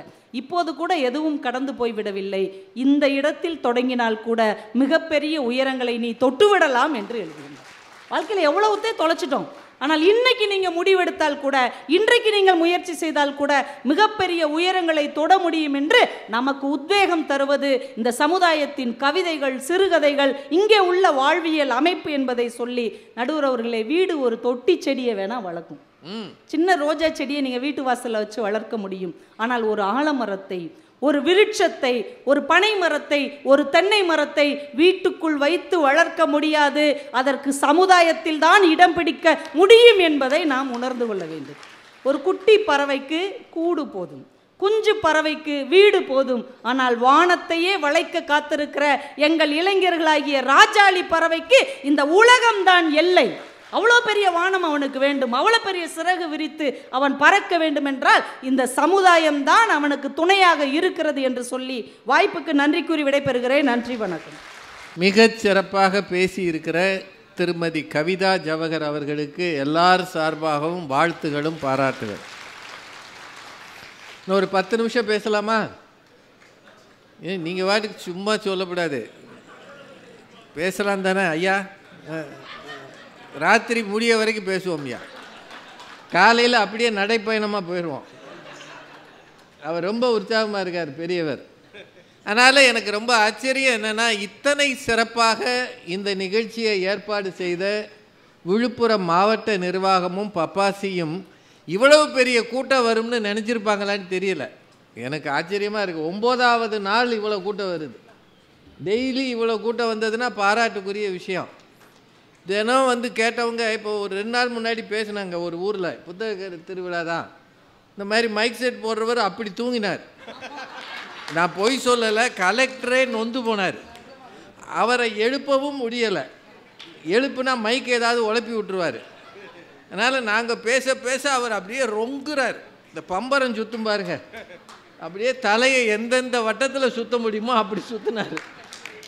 நாங்கள் இதை வேடிக்கையை படம் எடுக்கிறதுக்கு ஒரு 10 கேமரா வேறு. நாங்கள் பெரிய பேச்சாளர்கள்னு பேரோட வர்றோமா? இவர் 8000 கூட்டம் பேசியிருக்கார், 9000 கூட்டம் பேசியிருக்காருன்னா எல்லா கூட்டத்திலையும் பேசி தூங்க வச்சிருக்கிறார். அப்படி நொந்து போகும். ஆனால் மிக மிக உற்சாகமான ஒரு ஆடியன்ஸை இந்த ஊரில் பார்க்குறோம். ரொம்ப சந்தோஷம். இதுக்கு நீங்கள் எல்லாரும் ரொம்ப பெருமைப்படணும். இந்த தலைப்புக்கு கூட்டம் வர்றதான் கஷ்டம். இப்போ இதே குடும்ப தலைப்பு போட்டால் வரும், ஆன்மீக தலைப்பு போட்டால் அதுக்குன்னு தனி பக்தி பூர்வமாக வரும். இளைஞர்களை பற்றி போட்டால் இளைஞர்கள் வரமாட்டான். அவனை தவிர எல்லாம் வந்திருக்கீங்க பாருங்க. சில சின்ன பையலுக்கு வந்திருப்பாங்க. அவன் அவங்க அம்மா அப்பா எப்போ போவோம், இருறா அவர் முடிக்கட்டு இருந்தாலும் முடிக்க மாட்டான். பசிக்குதுமா, எனக்கும் பசிக்கும்ல, வாமா, நீ வேற வெட்டியா, உன்னை இனிமேல் எங்கேயாவது நீ கூப்பிடு, நான் வரவே மாட்டேன். இன்றைக்கே சத்தியம் பண்ணுவா, இனிமேல் நீ எங்கேயாவது கூப்பிடு, நான் வந்தேன்னா என் பேரை மாற்றிக்க. இப்படி பயலையும் சேர்த்து அழைச்சிக்கிட்டு வந்து அவனுக்கு சமாதானம் சொல்லி முடிச்சிருவாரா? கொஞ்ச நேரம்டா, டேய் 4 நல்ல விஷயம் கேட்கணும்டா. இவர் நல்லதாக பேசுகிறாரு, என்னென்னமோ பேசுகிறாரு, எனக்கு ஒன்றுமே புரிய மாட்டேங்குது. I can't understand. இப்படி பயல்களை தட்டி தூக்கிட்டு வந்து உட்கார வைக்கிறது இருக்கு பாருங்க, இது யாருங்க செய்கிறது? யார் செய்கிறது? அம்மா அப்பா தானே. எனக்கு தெரிய நீங்கள் திருக்கோயில்களுக்கு அழைத்து கொண்டு போவது பெருமை, அவர்களுக்குள்ள ஒழுக்கமும் பக்தியும் வளரும். ஆனால் புத்தக திருவிழாவுக்கு அழைத்து வருகிற பெற்றோர்கள் இருக்கிறீர்களே, நீங்கள் தான் அறிவுலகத்தின் கதவுகளை திறக்கிற ஆசான்களாக இருக்கிறீர்கள். அதற்காக அந்த பெற்றோருக்கு பிள்ளைகளை கூட்டிகிட்டு வாங்க, அவனுக்கு புரியலைனாலும் இருக்கட்டும், நொய் நொயின்னு கத்துனாலும் வச்சிருங்க. சினிமாவில் போனாலும் அவன் என்னத்தையோ பார்க்குறான். இங்கே இருக்கிறதுக்கு பாதி அவனுக்கு தெரியாது, கேட்காது, புரியாது. ஆனாலும் அந்த இடத்துல இருக்கிறான்றதே நல்ல விஷயம் தானே. நல்ல காற்றை சுவாசிப்பதற்கு ஒரு சூழல் அமைவது போல நல்ல செய்திகளை கேட்பதற்கான சூழலை அமைத்து தருவது இந்த சமுதாயம்தான் என்று சொன்னார்கள் கவிதா ஜவஹர் அவர்கள். அப்படின்னா இளைஞர்களின் முன்னேற்றத்திற்கு சமுதாயமே அப்படின்னு சொல்லிடலாமா? என்னங்க, எனக்கு நடுவர் அவர் தான். நாங்கள் உலகத்தில் யார் யாரை சமாளிக்கிறோம், அத்தனை பேர் சார்பாக ஒருத்தர் பதில் சொல்றார். குடும்பத்தை அவ்வளோ சாதாரணமாக தள்ள முடியாதுயா. நான் பேசிக்கிறேன், கொஞ்சம் முன் வரிசையில் இருந்து, இல்லை நீங்கள் கொஞ்சம் ஓரமாக உட்காருங்க ஐயா, இன்னும் ஒரு 10 நிமிஷம் எனக்காக உங்கள் சேரை எடுத்துகிட்டு போய் அந்த காரில் கூட உட்காருங்க. இல்லை, அவர் ரொம்ப பெரியவர், ஆனால் ஓவர் உற்சாகமாக இருக்கார். அவர் என் கூட பேசிக்கிட்டே இருந்தாருன்னா தீர்ப்பு சொல்ல முடியாது, இல்லாட்டி அவரை உட்கார வச்சு தீர்ப்பு சொல்லணும். நல்ல மனுஷன்தான், ரொம்ப உற்சாகமாக இருக்கார், பல வகை கஷ்டங்களில் வந்திருக்கிறார். குடும்பம் அப்படின்றது ஒவ்வொருவரது வளர்ச்சியிலும் பெரிய பங்கு வகிக்கிறதுன்னு இவங்க 2 பேர் சொன்னாங்களே, அது தப்பா? விட்டுருங்க ஐயா, அமைதியாக இருங்க ஐயா, மன்னிக்கணும் உங்களுக்கு, அப்படியே விட்டுருங்க. இவர் நல்லா சொன்னார், ஒரு குழந்தை கருவிலே உருவாகும் போதே அதற்கு ஞானத்தை கற்றுத்தர வேண்டும். பிரகலாதன் கதையை படிச்சிங்கன்னா, பிரகலாதனுடைய தாய் கருவில் இருக்கும்போதே அந்த குழந்தைக்கு பக்தி மார்க்கத்தை கற்றுத்தந்தாள். இது கதைன்னு கூட நீங்கள் சில பேர் சொல்லலாம். ஆனால் நாம் வாழுகிற காலத்தில் மிகச்சிறந்த கர்நாடக சங்கீத வித்வான் பாடகர் பாலமுரளி கிருஷ்ணான்னு ஒருத்தர் இருந்தார். கேள்விப்பட்டிருக்கீங்களா? ஒரு நாள் போதுமா, இன்றொரு நாள் போதுமா, நான் பாட இன்றொரு நாள் போதுமான்ற ஒரு பாட்டு திருவிளையாடல்ல பாடியவர் பாலமுரளி கிருஷ்ணா. தங்க ரதம் வந்தது வீதியிலே, இந்த பாட்டெல்லாம் கேட்டு பாருங்க, இனிமையான இசை. சின்னக்கண்ணன் அழைக்கிறான், இளையராஜா மியூசிக்கில், அவ்வளோ ரொம்ப பெரிய பாடகர். அவர் பிறவியிலேயே கலைஞராக பிறந்தார். காரணங்களில் ஒன்று என்ன சொல்கிறாங்க, அவங்க அம்மாவுக்கு வீணை வாசிக்க தெரியுமாம். கருவில் இந்த குழந்தை இருக்கும்போது வயிறு பெருசாக இருக்கும், வீணை வாசிக்கணும்னா அது வயிற்று பக்கத்தில் தான் வச்சு வாசிக்கணும். வீணை வாசிக்கிறது ஒன்றும் எளிமையானதல்ல, கடினமானது. ஆனாலும் அவங்க தாய் தினசரி வீணை வாசிப்பாங்களாம். அப்போ கூட இருக்கிறவங்களாம் சொல்லுவாங்களா, இத்தனை சிரமப்பட்டு எதுக்கு நீ வீணை வாசிக்கிற, தேவையா இது, இந்த நேரம் ஓய்வு எடுக்கணும்னு சொல்லும்போது அவங்க அம்மா சொல்லுவாங்களாம், நான் எனக்காகவோ உனக்காகவோ வாசிப்பதில்லை, வயிற்றில் இருக்கிற இந்த குழந்தைக்கு இசையை கற்றுத்தருகிறேன். அப்படின்னா ஒரு தாயினுடைய பங்கு பிள்ளையை உருவாக்குவதில் எவ்வளவு பெரிது. அவர் வளர்ந்து வரும்போது புதிய புதிய மேடகர்த்தா ராகங்களை உருவாக்கினார். இசை உலகத்தில் பெரும் புரட்சியை உருவாக்கினார். அதிசய ராகம், ஆனந்த ராகம்னு ஒரு பாட்டு கேட்டுருக்கீங்களா? அபூர்வ ராகங்கள் படத்தில். அந்த பாட்டை எம்எஸ் விஸ்வநாதன் அதுக்கு மியூசிக் போடும் முன்னாடி புது ராகம் எனக்கு வேணும், ஏன்னா அபூர்வ ராகம்ன்ற தலைப்பு இருக்குது, இதுவரைக்கும் இல்லாத ஒரு ராகம் வேணும்னு பாலமுரளி கிருஷ்ணா கேட்டாராம். பாலமுரளி கிருஷ்ணா புதிய ராகம், அது மகத்தின்னு நினைக்கிறேன், இந்த ராகத்தை உருவாக்கி அந்த ராகத்தில் உருவான பாடல் தான் ஜேசுதாஸ் பாடிய அதிசய ராகம், ஆனந்த ராகம், அழகிய ராகம், அபூர்வ ராகம். ஏன்னா கிரியேட்டர், உருவாக்குகிறவர், உலக புகழ் பெற்றவர், பெரும் விருதுகள் வாங்கியவர். சமூகம்தான் தந்தது என்றாலும் கருவிலே உருவாக்கி தந்தது தாய் என்பதால் குடும்பம்தானே. என்னங்க அது உண்மைதானங்க? எனக்கொரு மகன் பிறப்பான், அவன் என்னைப் போலவே இருப்பான், தனக்கொரு பாதை வகுக்காமல் என் தலைவன் வழியிலே நடப்பான். இப்படி ஒரு எம்ஜிஆர் பாட்டு கேட்டிருக்கீங்களா? இப்போது சின்ன வயதிலேயே பெற்றோர் என் பிள்ளை இப்படி இருக்க வேண்டும், இன்னவாக வர வேண்டும் என்று தவம் இருக்கிறார்கள். தவம் இருந்தபடி அந்த பிள்ளையை வளர்க்கிறார்கள். ஒவ்வொரு நாளும் ஞானத்தை போதிக்கிறார்கள். ஆசிரியர்கள் சமூகத்தில் இருக்கிறாங்க. ஆனால் முதல் ஆசிரியர் யார்? யார்? தாய். அதுதான் இவ்வளவு பேசுது. அம்மா சொல்லி கொடுத்தது தானே. டே இது சாமிடா, டே இது ஆனாடா, டே இது தாண்டா உன் பாட்டி, கை ரெண்டையும் கூப்பி சாமி கும்பிடு, இப்படி சாப்பிடு, இப்படி பல்லு விளக்கு, படுத்துக்கும் போது இந்த மாதிரி தலை வச்சு படுக்கணும்டா, இப்படித்தான் உடைகள் போட்டுக்கணும்.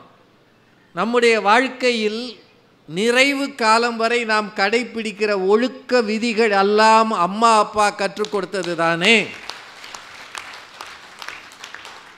நான் இன்னைக்கு ட்ரெயினில் வரும்போது ஒரு பையனை பார்த்தேன். அந்த பையன் 7ஆம் கிளாஸ் படிக்கிறான். 700 திருக்குறள் அவனுக்கு மனப்பாடமாக தெரியுமா? 700, 700. என்னங்க இவ்வளோதான் அதுக்கு 700? 7 பேர் கைதட்டுறீங்க. அந்த பையன் என்கிட்ட வந்து அவ்வளோ அழகாக சொன்னான்.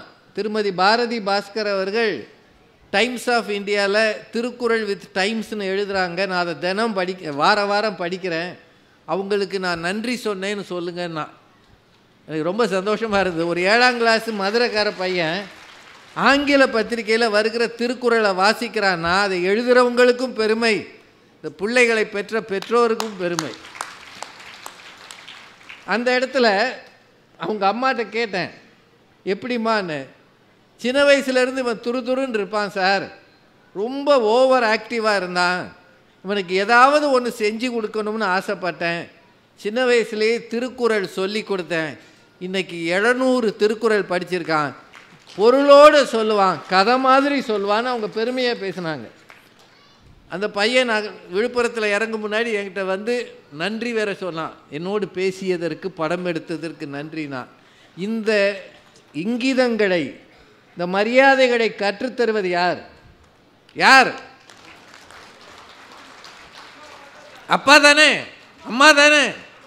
அப்படின்னா குடும்பம் தானே சின்ன வயதிலிருந்து ஒருவரை உயர்த்துகிறது. அது எல்லாத்தையும் விட இளைஞர்களாக ஆகும்போது இந்த சமூகம் பல வகை கரங்களை நீட்டி அவர்களை இழுக்கிறது. பொங்கலில் மிச்சர் போட்டிருக்கான் பாருங்க, எங்கேயாவது இது நடந்துச்சான்றது எனக்கு தெரியலையா, ஆனால் நடந்திருந்தா அந்த அப்பா எவ்வளவு நொந்துருப்பாரு. அவன் எங்கேயோ பார்த்துருக்கானையா, பொங்குறத அடக்கிறதுக்கு மிக்சர் தான் வழின்னு நான் இதுவரைக்கும் கேள்விப்பட்டதே இல்லை. ஆனால் இதை ஒரு பேராசிரியர் சொல்லும்போது எனக்கு அழுகையே வந்துருச்சு. இப்படிப்பட்ட பிள்ளைகளுக்கு பாடம் சொல்லி கொடுக்குற பரிதாப நிலையில் பேராசிரியர்கள் இருக்காங்களேன்னு தோணுச்சு. சமூகத்தை பார்க்க கொஞ்சம் பயமாக இருக்குங்க. உங்கள் பிள்ளைகள் வெளியில் போயிட்டு திரும்பி பத்திரமா வரணுன்ற பயம் உங்களுக்கு இருக்கா இல்லையா? ஒவ்வொரு பெற்றோர்கிட்டையும் நான் கேட்குறேன், இருக்கா இல்லையா? போகிற மாதிரி அதே உணர்வோட, உடையில் அழுக்குப்படலாம் ஐயா, வெளியில் போனால் உடையில் அழுக்குப்படும். ஆனால் மனசில் அழுக்குப்பட்டு வந்தானா தெரியாது ஐயா, வெளியில் தெரியாமல் போயிடும். சமூகம் அத்தனை அழுக்குகளை இந்த பிள்ளைகள் மீது வீச தயாராக இருக்கிறது. அவர்கள் பார்க்கிற ஊடகங்கள், அவர்கள் போய் கடைகளில் நிற்கும்போது அவன் கூல்ட்ரிங்க் வாங்க வந்தானா கூல் சிப்பா, கூல் லிப்பு, அது வாங்க வந்தானான்னு நமக்கு பயமாக இருக்குயா. நமக்கு கண்ணுக்கு தெரிந்தது எல்லாமே நல்லது தான்யா. ஆனால் நல்லது என்று நாம் பார்ப்பதின் பின்னாலே பல பொல்லாதது ஒட்டி கொண்டு ஒழிந்து கொண்டு இருக்கிறது. இதுதான் சமுதாயம் என்று இவர்கள் கதறுவதில் உண்மை இருக்கிறதா இல்லையா? நீங்கள் தாங்க சொல்லணும், எனக்கு தெரியாது. நான் இவங்க என்ன சொல்கிறாங்க, வீட்டுக்குள்ளேயே உட்காந்துருந்தா நீ ஒன்றும் வளர முடியாது. நாங்கள் 4 பேர் வீட்டில் உட்காந்து பட்டிமன்றம் பேச முடியுமா? இதனால் சகலமானவருக்கு தெரிவிப்பது என்னவென்றால், இளைஞர்களின் முன்னேற்றத்திற்கு என்ன காரணம் என்று இப்போது நான் பேசுகிறேன் அப்படின்னா, என் பையன் ரூமில் வச்சு பூட்டிகிட்டு போயிடுவான். ஒரு மணி நேரம் கழித்து வந்து திறந்து விடுறேன், இந்த ஆளெலாம் திருந்தவே மாட்டான். எங்கேயாவது இடம் கிடைக்கலைன்னா வீட்டில் உட்காந்து உளறான், மைக்கு இல்லைனாலும் பேசுகிறான். ஏம்மா நீ வேணா டீ போட்டு கொடுமா, ஏன்னா இவ்வளவு அறிவோடு யாரும் பேச மாட்டாங்க. பக்கத்து வீட்டுக்காரங்க கம்ப்ளைண்ட் பண்ண போகிறாங்க, இது என்ன குடும்பமாக. இந்த மிருதங்கம் இந்த மாதிரி வித்வான்கள் வீட்டு பக்கத்தில் இருந்தீங்கன்னு வைங்க, அவருக்கு எப்பப்போ தோணுதாலும் அப்போல்லாம் டமார் அவர் ப்ராக்டிஸ் பண்ணாருன்னா ஒரு பேர் தூங்க முடியாது, திடீர்னு தடன்னு வாசிப்பார். ஆனால் அது ஒரு கலைஞனியா, கலையை நாம் ஒரு சில நேரம் ரசிக்கலாம். இந்த இவர் இப்போ என்ன நடையில் வாசிக்கிறாரு, இதுதான் இந்த பாட்டில் வந்துச்சு அப்படின்னு கூட யோசிக்கலாம். நாங்கள் பேசினோம்னா எத்தனை நாளையா கேட்குறது? எந்த பேச்சாளருக்கு வீட்டில் மரியாதை இருக்காது, இருக்குங்களா? இப்போ ராஜகுமார் அவங்க வீட்டம்மா போன உடனே உலகம் சுற்றிய தமிழரே வருக, ஊரில் இருப்பவர்கள் உயிரை உறிஞ்சிய தமிழரே வருக, மணி அடித்தாலும் பேசிய மன்னனே வருக, அந்த துண்டை இங்கே தருக அப்படின்னா சொல்லுவாங்க. போய் தூங்கியா வெள்ளனே, ஒரு நாள் விடுறதில்ல, ஊரை சுற்றிக்கிட்டே திடுறது. இந்த பிள்ளைகளோட நான் உட்காந்து கஷ்டப்படுறேன் அப்படி தானே சொல்லுவாங்க. பேசினவங்களுக்கு வீடும் மரியாதை தராது, நாங்கள் என்ன மாதிரி ஒன்று பேசிட்டோம்னா சமூகமும் மரியாதை தராது. எப்படா ஒருத்தர் விழுவான்னு திட்டுறதுக்கு தயாராக இருக்கும். இதையும் மீறி தாயா இந்த பொது வாழ்க்கையில் திரியணும், அதானங்க உண்மை. இங்கே கிடைக்கிற கைதட்டல்கள் பாராட்டல்கள் எல்லாமே எங்கேயோ ஒரு சிலரின் பொறாமையை உருவாக்குகிறதுன்றதான் உண்மை. சொந்தக்காரனும் பொறாமப்படுவான், பப்ளிக்லேயும் பொறாம. இவங்களுக்கெல்லாம் இது தேவையா அப்படின்னு 4 பேர் பேசுவான். நம்ம பேசுகிற வரைக்கும் மரியாதை, எந்திரிச்சு விழுந்தோம்னு வைங்க கை தட்டுறதுக்கு சமூகம் தயாராக இருக்கிறது. உண்மையா இல்லையா? நான் சொல்கிறது நேர்மையாக யோசிச்சு பாருங்க.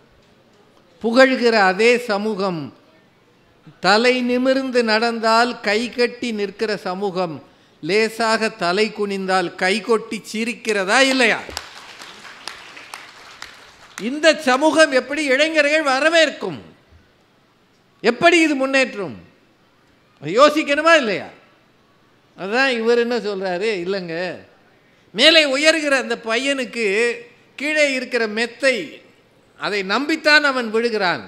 ஒருவேளை ஜம்ப் பண்ணி கரெக்டாக ஊனிட்டானா பரவாயில்ல, தடுமாறி விழுந்துட்டானா அப்போது பாதுகாக்கிற மெத்தையாக இருப்பது குடும்பம்தான் அப்படின்னு இவர் சொல்றார்.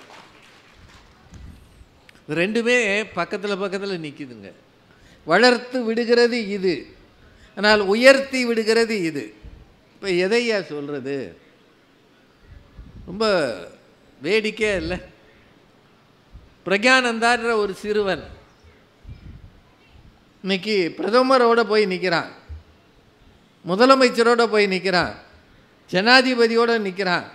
18 வயசு பையனுக்கு உலக அங்கீகாரம் இருக்குது, விமானங்களில் பறந்து கொண்டே இருக்கிறான், உலகம் முழுக்க அப்படியே பார்க்குறாங்க. அவனுக்கு கோச்சிங் கொடுத்தது சமுதாயம்தான். ஆனால் ஒரு வீட்டில் 2 பிள்ளைகளை கிராண்ட் மாஸ்டர் ஆக்க உழைத்தது அந்த குடும்பம் இல்லையா? வீரமுத்துவேல்ற ஒரு இளைஞனை, எங்கேயோ படித்து எங்கேயோ முன்னேறிய இளைஞனை சந்திரயானை சாதித்த பிறகு ஏன் அவங்க அப்பாவை போய் எல்லாரும் பாராட்டுறாங்க? அவர் பெருசாக ஏதோ பள்ளிக்கூடத்தில் தாங்க சேர்த்துருப்பார். அதுக்கப்புறம் இது என்னன்னு கூட அவருக்கு தெரிய நியாயம் இல்லை. வயதில் மூத்தவர். அவர் ஒரு ரயில்வே துறையில் இருந்தார்னு நினைக்கிறேன். ரயில்வேல இருந்து ஓய்வு பெற்ற ஒரு மனிதர். நான் அவரோட ஃபோனில் பேசினேன். அவருக்கு இந்த பாராட்டுகளை வாங்குகிற அளவு கூட அதை விம்முகிறார். ஆனால் ஏன் அத்தனை பேர் அவரை போய் பாராட்டுறீங்க? நாம் என்ன நினைக்கிறோம் மறைமுகமாக? இந்த பையன் எங்கே உயர்ந்தாலும் அதற்கு பொறுப்பானவர் தந்தை தான் என்று இதன் மூலம் அங்கீகரிக்கிறோமா இல்லையா? உண்மையா இல்லையாங்க? ஒரு பிள்ளைக்கு உயர்வதற்கான களம் அமைப்பது சமூகம். அவனை உயர்த்தி பார்த்து அழகு பார்ப்பது சமூகம். இப்போ இவரே ஆசிரியராக இருக்கார்.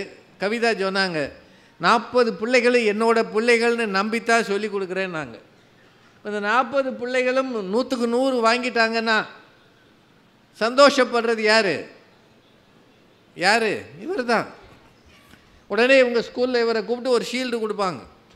40 பிள்ளைகளை படிக்க வைத்த நல்லாசிரியரே வருக, நாயகனே வருக. ஆனால் 40ல் 1 தோத்து போச்சுன்னு வைங்க சார், பட்டிமன்றமே போனீங்கன்னா எவன் படிப்பான்?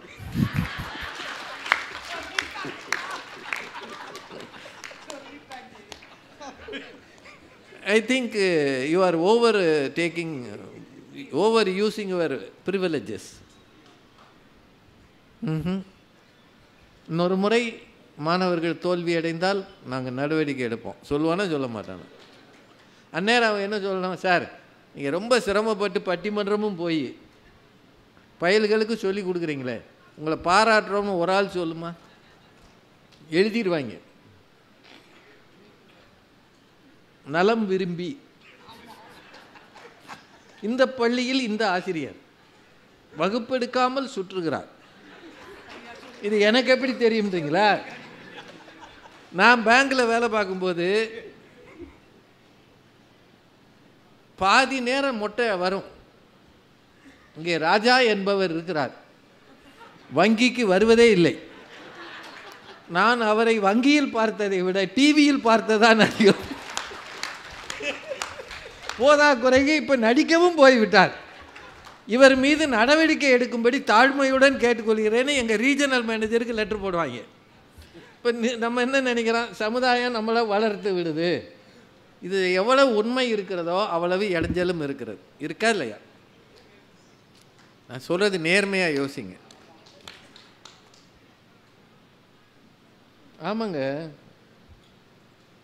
எரிவான். நான் ஒரு நாள் சனிக்கிழமை இதெல்லாம் நடந்தது. ஒரு சனிக்கிழமை, அப்போல்லாம் 2 மணி வரைக்கும் பேங்க் இருக்கும் சனிக்கிழமை. இப்போல்லாம் ஃபுல் டே இருக்குது அல்லது லீவு இருக்குது. 1:30 மணிக்கு ஒரு ஆள் வந்தார், பேங்க்கு மூடியாச்சு, பணம் எடுக்கணும்னு வந்தாருங்க. இப்போ நான் சொன்னேன் 12 மணிக்கெல்லாம் முடிஞ்சிருங்க, 1:30க்கு பணம் எடுக்க முடியாது, காலையில் வாங்க, 10 மணிக்கு நானே சொல்லி வாங்கி தரேன் அப்படின்னு அவருக்கு ரொம்ப பணிவாக கூப்பிட்டு உட்கார வச்சு பேசி அனுப்புனேங்க.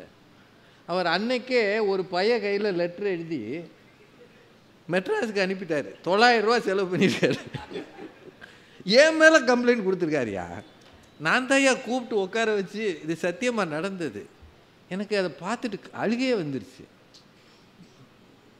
வந்தவரை மரியாதையை பேசி அனுப்புனதுக்கு கம்ப்ளைண்ட்டு. அப்படின்னா அவர் நல்ல மனுஷன் தான், என் கூட பழகின ஆள் தான்யா. சமூகம் எப்போ ஒருத்தனை எப்படி பார்க்கும்? புகழ்கிற சமூகம் இகழ்வதற்கும் தயாராக இருக்கிறது என்பதை மறந்து விடாதீர்கள். இந்த ஒரு நீதி நியாயம் பேச ஆட்கள் இல்லை, இது தவறு என்று கண்டிக்க ஆட்கள் இல்லை, தவறுகளை சுட்டி காட்ட பயந்து கொண்டிருக்கிற சமூகமாக நாம் இருக்கிறோம். இதுதான் உண்மை. இளைஞன் செய்கிற தவறுகளை யாராவது கண்டிக்க முடியுமா? பஸ்ஸில் கலவரம் பண்ணுறான். சென்னையிலலாம் பார்த்தீங்கன்னா பஸ் டே, சில பேர் ட்ரெயினில் அருவாளோட ஓட்டிகிட்டு போகிறான். அவனையெல்லாம் யாராவது ஒரு பொதுவில் இருக்கிறவங்க சொல்ல முடியுமா? இந்த காலேஜில் அங்கேருந்து என்ன சொல்கிறாங்க? காலேஜில் என்ன சொல்கிறாங்க? கடைசியாக காலேஜை விடுங்க, அவங்களெல்லாம் கைது பண்ணி கொண்டு போய் போலீஸ் ஸ்டேஷனில் வச்சா இன்ஸ்பெக்டர் யாரை கூப்பிட்றாரு? ஹெட்மாஸ்டரையா கூப்பிட்றாரு? இல்லை காலேஜ் பிரின்ஸிபலை கூப்பிட்றாரா? உங்கள் அப்பா அம்மாவை கூப்பிட்டுவாங்க. அவங்க வந்து கையை கட்டி நிற்கிறாங்க. யா மன்னிச்சிருங்க ஐயா, கேஸ் போட்டுறாதீங்க, அவன் படிப்பு கெட்டு போயிரும்யா. ஏன் உங்கள் காலில் விழுகிறேன்யா, என் பரம்பரையில் யாருமே போலீஸ் ஸ்டேஷன் வந்ததில்லையா, சேர்வாரோடு சேர்ந்து கெட்டு போயிட்டான்யா, ரொம்ப நல்லவன்யா, வீட்டில் கஷ்டப்பட்டு நான் இவனை படிக்க வைக்கிறேன்யா. ஐயா தனியார் கம்பெனியில் வேலை பார்க்குறேன்யா, 12 மணி நேரம் வேலை பார்க்குறேன்யா, நொந்து போய் 10,000 20,000ன்னு சம்பாதிச்சு இவனை படிக்க வைக்கிறையா. ஒரு தடவை மன்னிச்சு விட்டுருங்கன்னு காலில் விழுகிறது அப்பாவா சமுதாயமா?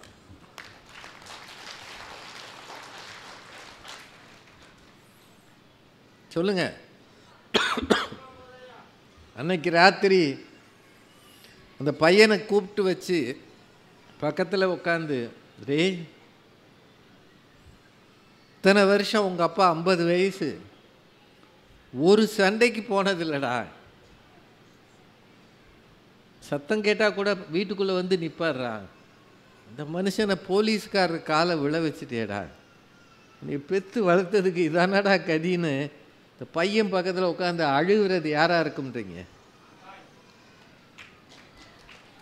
இன்னொரு முறை இது நடந்தால் நானும் உங்கள் அப்பாவும் உயிரோடு இருக்க மாட்டேன்யா, எங்கள் வாழ்க்கையே உன்னைய நம்பித்தாண்டா இருக்குது. டேய் நீ மார்க் வாங்காட்டியும் பரவாயில்லடா, கெட்டு போயிடாதடா, நாங்கள் இருக்க வரைக்கும் உனக்கு சோறு போடுறேன்டா, நீ முன்னேறாட்டியும் பரவாயில்லடா, ஏதோ படிடா, ஃபெயிலாக போனாலும் அப்பா ஒன்றும் சொல்ல மாட்டாரா, நான் அருவாளை தூக்காதடான்னு அழுது புலம்புவது சமுதாயமா குடும்பமா? சொல்லுங்க. எனக்கு சட்டை வாங்க நான் வேகமாக போகிறேன்னா, தீபாவளி பொங்கலுக்கு என் பிள்ளைக்கு சட்டை வாங்க வேகமாக போகிறேன்னா, எனக்கு 100 ரூபா 150 ரூபாய்க்கு செருப்பு வாங்கினா என் பிள்ளைக்கு 2000 ரூபாய்க்கு ஷூ வாங்கி கொடுத்தா தான் அவன் கம்பீரமாக நடப்பான்னு ஒவ்வொரு தகப்பனும் நினைக்கிறானா இல்லையா? சார், இந்த சமுதாயம் களம் அமைத்து கொடுக்கிறது. இந்த களத்தில் 2ம் இருக்கிறது, முன்னேறுவதற்கான படிக்கட்டுகளும் இருக்கிறது, புதை குழியும் இருக்கிறது. சில பிள்ளைகள் முன்னேறுகிறார்கள், சில பிள்ளைகள் வீழ்ந்து போகிறார்கள். ஒரே ஒரு விஷயத்தை யோசிச்சு பாருங்க, தெருவில் தவறுகள் செய்கிறவர்கள், குற்றச் செயல்கள் புரிகிறவர்கள், அவர்களை பற்றிய சர்வே எடுத்தீங்கன்னா எல்லார்ட்டையும் ஒரே ஒரு விஷயந்தான் இருக்கும், அவர்களின் குடும்ப பின்னணி சரியில்லாமல் இருக்கும், பெற்றோர்கள் பிரிந்து இருப்பார்கள் அல்லது பெற்றோர்கள் இல்லாத பிள்ளைகளாக இருப்பார்கள் என்பதுதான் உண்மை. அவர்கள்தான் குற்றச் செயல்கள் புரிகிறார்கள் என்பதுதான் சர்வேயில் சொல்கிற ரெக்கார்ட். அப்படின்னா அந்த சமூகம் வளர்த்து விடும்போதே நல்ல திசையிலும் வளர்க்கிறது, ரவுடிகளாகவும் வளர்க்கிறது. ஆனால் குடும்பம்தான் என் பிள்ளை ஒழுக்கமானவனாக, உயர்ந்த சிந்தனையாளனாக, மேலே மேலே போகிறவனாக, முன்னேறுகிறவனாக இருக்க வேண்டும் என்று ஆசைப்படுகிறது. வளர்க்க முடியவில்லை என்றாலும் அழுகிறது. எல்லாத்தையும் விட தோற்று போய் வருகிற பிள்ளைக்கு தோள் கொடுப்பது சமுதாயம் அல்ல, குடும்பம் மட்டும்தான். தோல்வியில் துவண்டு விடாதேடா, அப்பா இருக்கிறான்டா, இன்னும் 5 வருஷம் இருக்குடா ரிட்டையர்மெண்ட்டுக்கு, இல்லாட்டி பென்ஷனாவது வரும்டா, ஒருவேளை கஞ்சியாவது அப்பா தர்றேன்டா. தோல்வி தானடா, நான் பார்க்காததாடா, நம்ம சொந்தக்காரங்க எவனும் நம்மளை அங்கீகரிக்கலடா. நான் ஏதோ ஒரு கிளர்க்கு வேலை பார்த்து இந்த அளவுக்கு வந்துட்டேன், ஒரு வீட்டை கட்டிகிட்டு இருக்கேன், நான் இல்லாட்டி இந்த வீடு உனக்கு இருக்கும்டா, பொழைச்சிக்குவடான்னு அவனுக்காக பிரார்த்தனை செய்வது, அவனுக்காக பரிந்து பேசுவது, சமூகம் தருகிற வாய்ப்புகளை விட குடும்பம் தருகிற ஆறுதல் இருக்கு இல்லையா, அதுதான் தோல்வியுற்ற பிள்ளைகளுக்கும் தன்னம்பிக்கையும் தைரியமும் தருகிறது. ரொம்ப நெருக்கடியான தலைப்பு. இது இல்லாமல் இது இல்லை, இது இல்லாமல் இது இல்லை. பல குடும்பங்கள் சேர்ந்தது தான் சமூகம். ஆனால் சமூகத்துக்கு ஒரு தனி பொறுப்பு இல்லை, ஒரு தனி அக்கறை இல்லை, பாதிப்பும் இல்லை. 1000 பேர் அடிபட்டானா 1000 பேர் தானா அப்படின்னு சமூகம் பார்க்கும், என் பிள்ளையா என்று குடும்பம் பார்க்கும். அப்படின்னா குடும்பம்தான் என்னை பொறுத்தவரை. உங்கள் குடும்பத்தை கட்டுமானத்தை நெருக்கமாக்குங்கள். பிள்ளைகள் மீது உங்கள் கவலைகளையும் கவனத்தையும் வையுங்கள். நீங்கள் உயர்வதை விட உங்கள் பிள்ளைகள் உயர வேண்டும் என்று தம்மின் தம்மக்கள் அறிவுடைமை என்று யோசித்து பாருங்கள். பிள்ளைகளை மீது ஒரு கவனம் செலுத்தி, ஒரு ஆதரவு கரம் நீட்டி, காசு தராதீர்கள், அவர்களுக்காக நேரம் தாருங்கள். அப்படி இருந்தால் சமூகம் ஒருவேளை விஷ வித்துக்களை விதைத்தாலும், பாச வலைகளை நீட்டி அவர்களை இழுத்தாலும், உங்கள் பிள்ளைகள் ஒரு நாளும் கெட்டு போக மாட்டார்கள். முன்னேற்ற பாதையில் தான் அவர்கள் அடியெடுத்து வைப்பார்கள் என்று நான் நம்புகிறேன். சமூகம் தன்னுடைய உயரங்களை அவர்களுக்கு தயார் செய்யட்டும். ஆனால் அதற்கு தகுதியானவர்களாக அவர்களை கொண்டு போய் நிறுத்தி, பிரக்யானந்தாவின் தாய் பட்ட பாடுகளை பார்க்கும்போது குடும்பம்தான் அவர்களுக்கு முன்னேற்றத்திற்கு பெரிதும் துணை செய்கிறது என்று சொல்லி, இதை அங்கீகரிக்கிற உங்களுக்கு நன்றி சொல்லி வணங்கி விடைபெறுகிறேன். நன்றி, வணக்கம். இந்த தகவல் உங்களுக்கு பிடிச்சிருந்தா லைக் பண்ணுங்க, உங்க ஃப்ரெண்ட்ஸுக்கு ஷேர் பண்ணுங்க, மறக்காம எங்க சேனலுக்கு சப்ஸ்கிரைப் பண்ணுங்க.